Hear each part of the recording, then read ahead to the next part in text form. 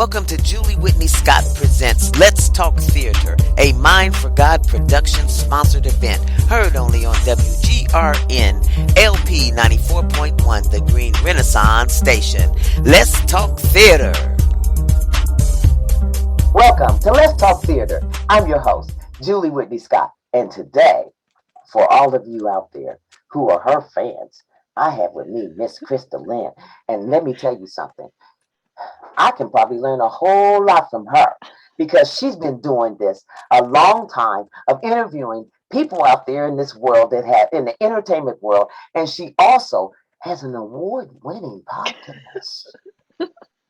I don't have an award-winning podcast, so that's why I say I am so happy to have her in my space so that we can talk about theater and all the wonderful things that she does, because she interviews a lot of people. But I want people to know who she is and to get to know a little bit about her and what it is to be Krista. Welcome. I'm so happy you're with me today. Thank you, my dear. This is fun. I'm excited. First off, I know I gave you all a little bit of spill, but why don't you tell people a little bit about, before we get into your podcast, talk to us about you as a theater artist. When did all that start? Birth, probably. I was blessed to have two amazingly talented parents. My mom is a professional opera singer, and she teaches, and my dad is also a singer, actor, and he taught in the middle school music for 26 years, I believe. So growing up under that, it was normal to be at a rehearsal with mom and dad. That's what we learned. So it was just sort of this normal life of being up late and seeing shows and singing opera and doing musicals. And I think the first production that I was in, I was 6. Dad directed a production of The Pirates of Penzance when we lived in Denver. And he put my sister and me in as townspeople. So our big moment was in the beginning going, oh, the pirates are coming, the pirates are coming. And that was about it. As you are also a teacher, an acting coach. You not only was acting, you kind of took a little bit after your parents and went into the teaching field. Talk about that. Yeah. I remember probably sophomore year of high school, and I told my mom that I wanted to pursue theater in college. And I remember her saying, what about education? And at first the thought was, it almost sounded coming from her like, you can't, that's not going to work. Don't do it. Do education as kind of like a backup sort of thing. And maybe she meant that, but what it really kind of came down to was like, there's a passion for teaching that's inherently with me. Yeah. So when I went into college, I went initially for theater education. And I quickly went out of that because I got a wonderful experience in a high school trying out teaching in a high school setting. And I realized this is not for me. I don't want to teach in a school, but I wanted to teach. So being able to work with other students, and I had my first opportunity, 2013 was when I started teaching at Columbus Children's Theater. And I just realized how much fun it was. Just to work with students, the best is seeing that aha moment when they figure things out. And I'm very enthusiastic. I geek out completely when that happens. So it's just this constant seeing them figure life out, figure these pieces and parts out. Some of my best instructors for me were the ones that just let me work, but asked the right questions to make things happen. So that's kind of my philosophy too, is that I'm not going to teach you how to act. I'm going to bring out what's already in you and just make it bigger. Now, I guess you're working as the head of the Boxland Academy. What's that about? What are you doing there?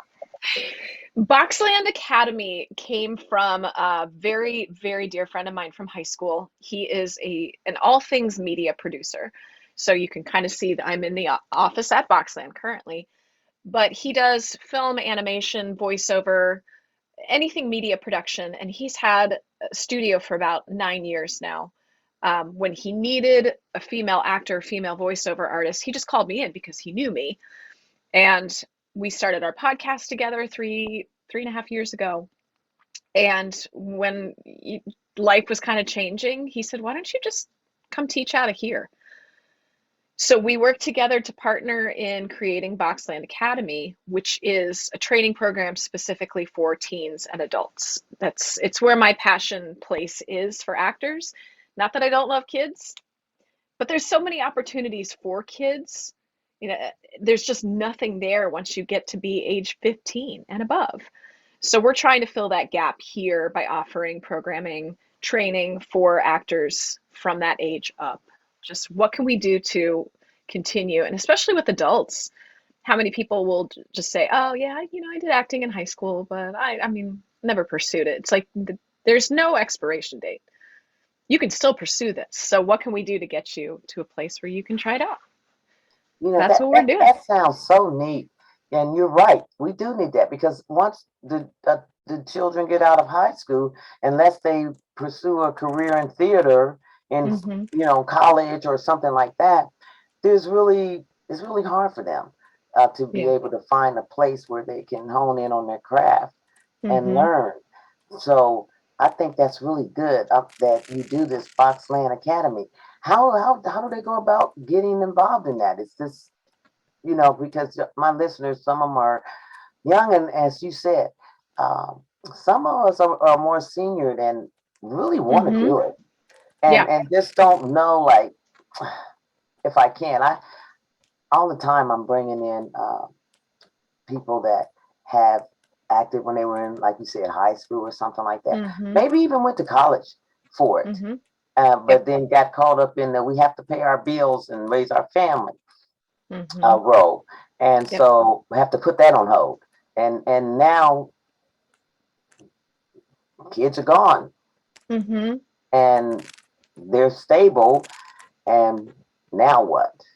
Right. And I wonder sometimes if at some point down the line, there's so much comparison. I hate it. I do it too, so I'm completely guilty of it, but there's so much comparison of this idea of making it, that you have to achieve some specific level to be an actor or to be a professional actor. And I try to emphasize to my students, like, hey, once you get paid for a gig, you're a professional actor. That's it. So I wonder sometimes if adults feel doing something community theater or doing some voiceover work is just not, it's just a hobby. So therefore I don't want to do it. I mean, it's just a hobby.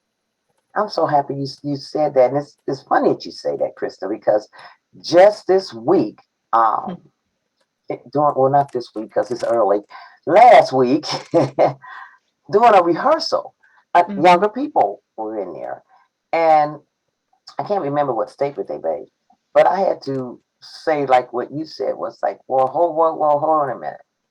If you are being paid, the theater company is a professional company because they're paying you. Right. Now, it may not be Broadway money, but there's a difference between you acting and for community, which is a good thing because it's good to do something sometimes for other people.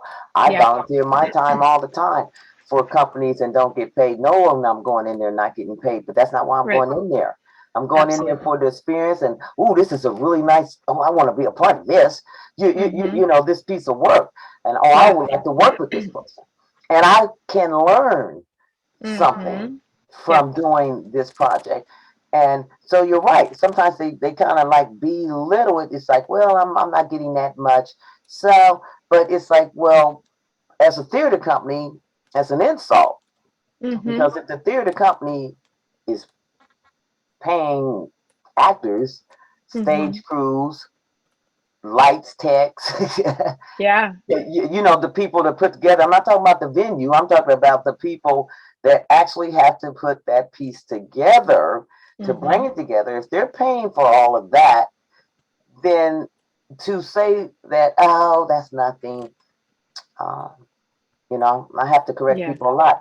If you're being paid, if you're paying people, you are a professional theater company. Don't let Hmm. people knock you. And if you're a community theater and you are providing a service to the community that they would not be able to do or see or afford, Hmm. then you're valuable. Right. Would Right. you agree? I absolutely agree. And I think sometimes we forget too how healing theater is, and how I was talking with my husband yesterday about theater saves lives, and I've seen it happen, of being involved in a community where you get to be surrounded by something different that you won't experience anywhere else. It's not a typical workplace. You are vulnerable.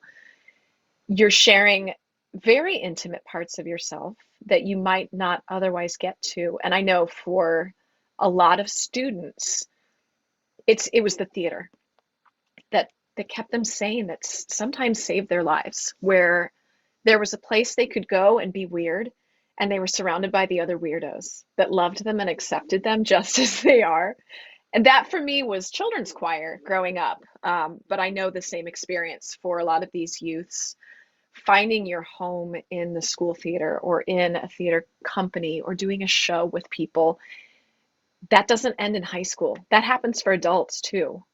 And getting to do even my very first professional show, I forgot how incredibly healing it is to be involved in that world. And I've met a lot of people that will say, I'm much better when I'm working.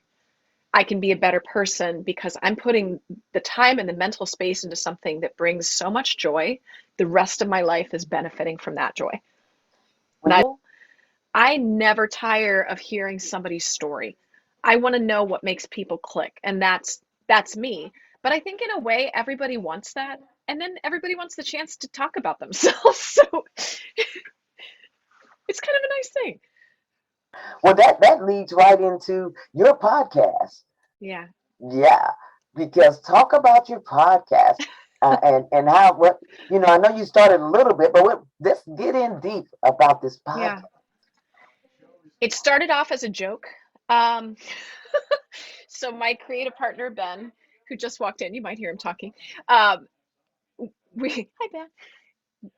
We worked together forever. We've been friends since sophomore year of high school, so we go way, way, way back at this point. Um, and at one point, he said, "You should start a podcast," and I said, "That's a really stupid idea." Here we are. But it also was a dear friend of mine, Dino Tripodis, who has a podcast. And when I first met Dino, I knew that his podcast was very successful, and he'd been really secure on what content they provided. And his whole format is, yes, they have a bottle of whiskey. They do a new bottle of whiskey with each guest, but the guest is the real thing, whoever it is. And they've had everybody from artists and actors. They've had a priest on.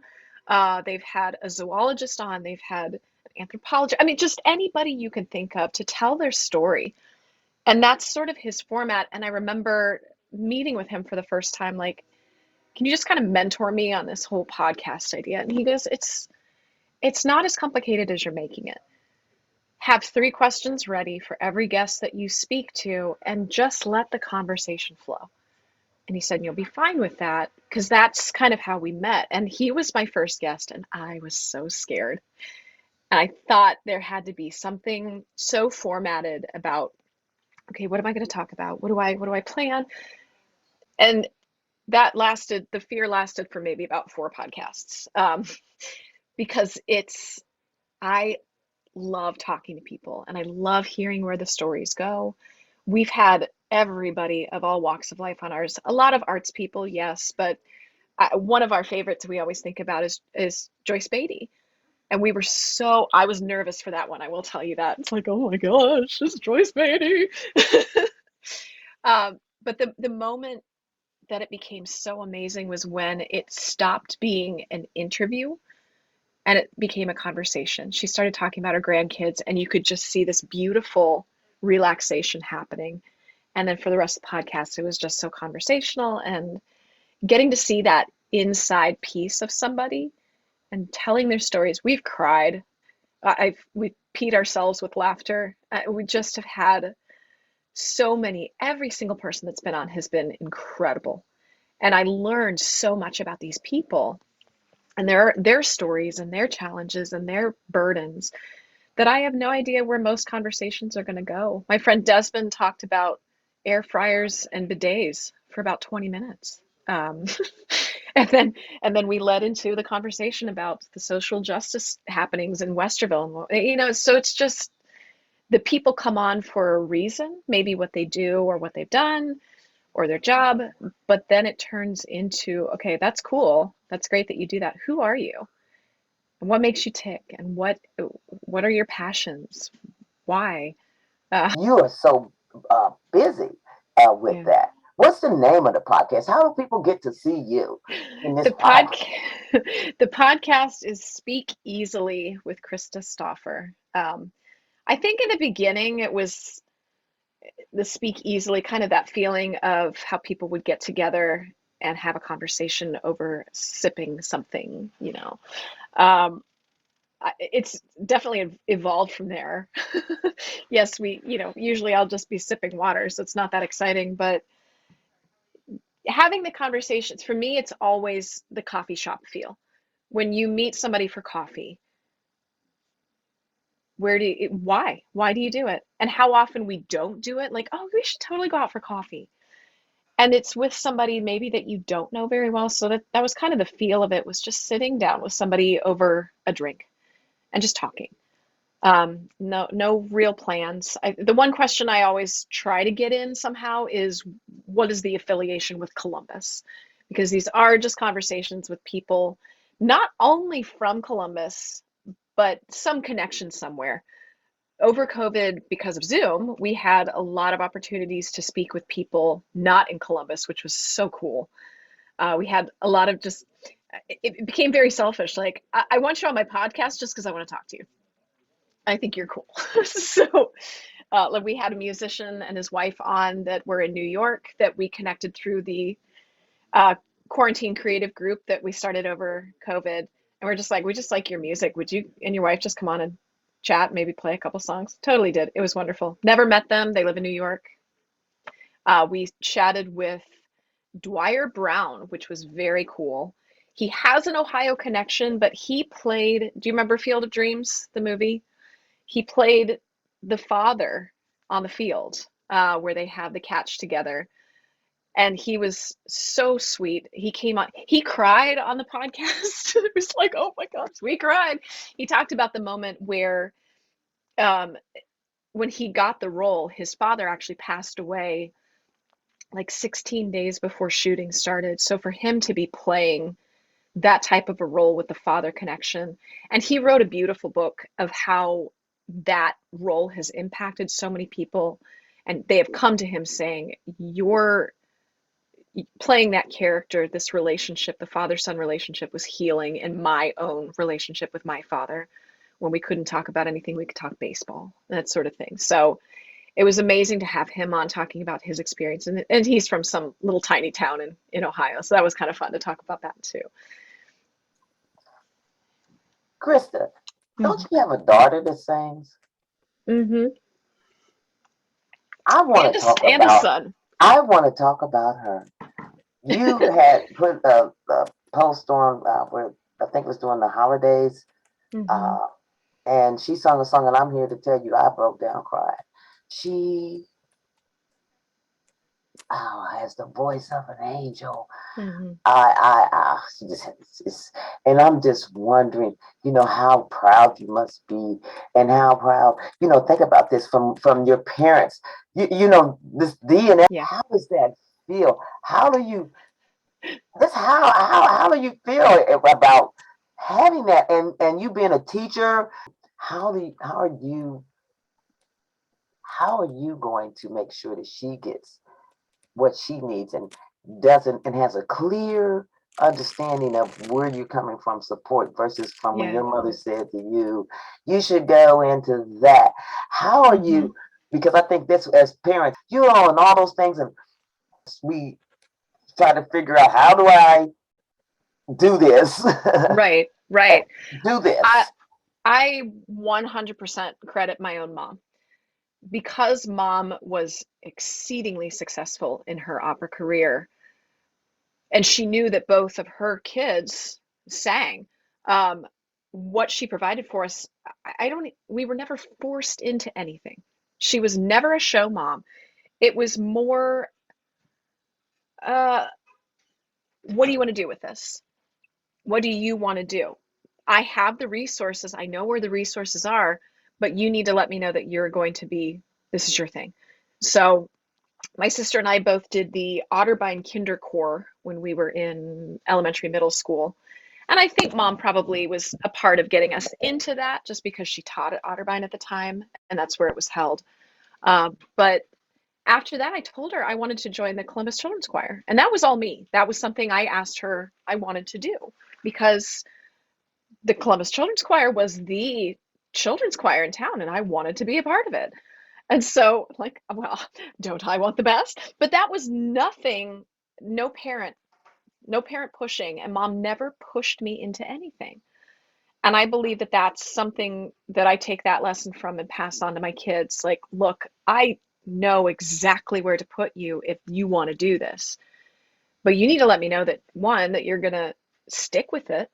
I just had a conversation. My son is exceedingly talented as well. Scary, scary ear for music. And I told him, next year for middle school, pray for us, next year in middle school, that he needs to choose which music he wants to go into. So, of course, Micah, who's my eldest, Micah goes by they, them pronouns. So if I say my eldest, I'm speaking of Micah, the older one.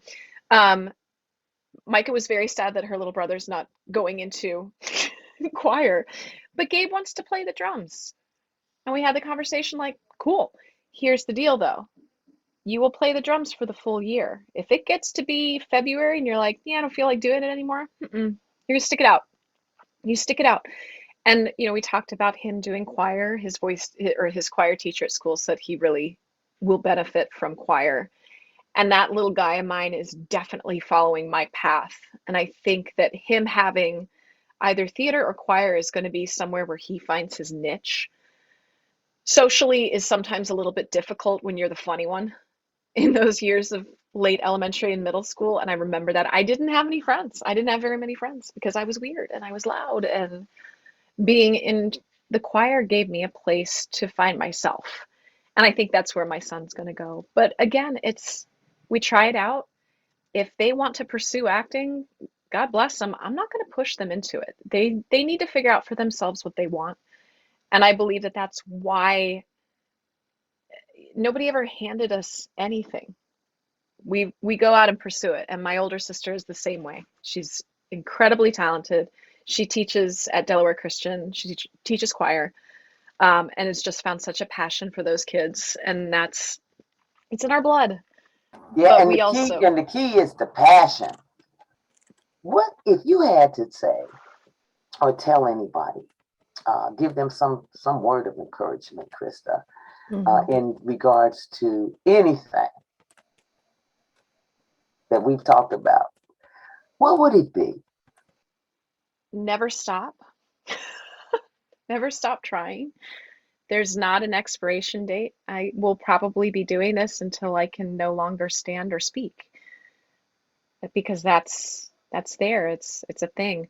One of the coolest pieces, and I see the blessing and how much it's impacted literally everything that's happening over COVID, because there was nothing going on in the theaters. I decided to bite the bullet and join a talent agency. And I was signed on with PCG Talent, and it has been the greatest lesson I've ever learned. I wish I would have done this 20 years ago, because there's these auditions, and you prep for the audition, and you go in, and you do the thing, and you walk away. That's it. Because it's out of your hands at that point. I feel like I always put so much pressure on myself in other auditions, like, oh, well, she sings better than I do. Oh, she's better than, all those things that we tell ourselves when we don't get cast, when we get that rejection. And instead, turning that mindset into, I was the right person. It has nothing to do with me. I just wasn't the right fit. And that's okay, because next week there's another one and I might be good for that one. And if not, okay. It's taught me how to go in, give my best work, and let go. Just open hand, let it go. Usually by the time I'm walking down the stairs of that talent agency, I've forgotten about it. You move on. But you keep going. You don't let that rejection stop you. It does take time. It takes time. But the more you do it and the more comfortable you get. Yeah, every time I have a private student that starts with me in the studio, they do their first song or they do their first monologue. They're like, that was terrible. I mean, I knew it at home. I knew it when I said, I know, because you're in a new spot. We got done with the first one, so let's do it again. It's okay. That's some really good advice. It's really good advice for anybody at any age who does that audition process. You know, you have your smile just radiates. I mean, seriously, when you smile, you just become like this child. You have this beauty in you. Seriously, and I'm so happy that you came on Let's Talk Theater so that you could share that with other people and they could see another side of you outside of you interviewing them and just getting to know who Krista is, you know, who she is, and not let people know exactly how they can get in touch with you to be a part of your academy and maybe even be on your podcast. Absolutely. As far as just getting in touch with me, social media, I'm on it way more than I'd like to be, but yay, being an entrepreneur, also being your own marketing and PR department as well, you know. But social media, you can add me, Krista Lively Stauffer. We're under Boxland Media. We're also under Speak Easily on all of the Instagram, social media, Facebook. As far as the academy goes, we have a full list of summer classes available for ages 12 to 18. So there are teen classes. We're also offering adult scene study, adult audition prep, and we are beginning to bring in some incredible master classes for film actors. We have a lovely friend who is a professional casting director in the Cleveland area, who really we're going to work to partner so that we can get that film acting training here in Columbus. It's going to benefit them so that they can start using more Columbus people in feature films. So we don't just limit it to Atlanta, New York, Chicago. Let's make Columbus a place, a hub where acting can happen. That's our vibe at the studio. So Boxland Academy, it's under Boxland Media Studios. So we're doing a little bit of everything. And the other thing that we like to say is, you know, if there's something that we're not doing, we're probably able to do it. So we're looking into adding podcasting classes. We are doing a lot of voiceover classes. But we also do voiceover private lessons. I do acting private lessons. So if there's something in that acting realm that we can do, we'll make it happen, or we'll bring in somebody that can, because it's not fair to just be like, oh yeah, that sounds fun. I don't know anywhere to send you. Sorry. We want to make that change. So yeah. Thank you so much, Krista, for being on Let's Talk Theater. It's been a pleasure to have you on this show, to introduce you to our audience, and to let even your fans see a little bit more glimpse of you on the other side of the microphone. Thank you so much. Thank you. This was fun.